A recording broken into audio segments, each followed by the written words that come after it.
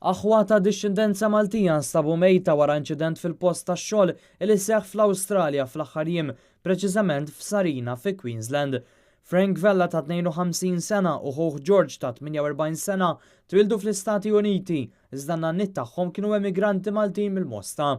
Huma kienu qed inatfu tankijiet użati għat-trasport tal-ġulepp u fertilizzant li jirriżulta mill-irfinar tal-kanna ta' zokkor.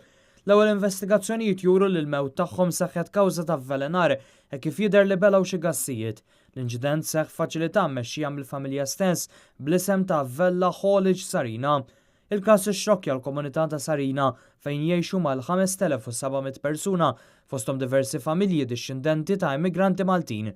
Fil-fatt fil-bidu ta' din il-ġimgħa anke l-iskola ġiet posposta kif mart wieħed mill-vittmi Karen Vella kienet parti mill-istaff akademiku tal-Iskola Primarja Kattolika ta' Sant'Anna.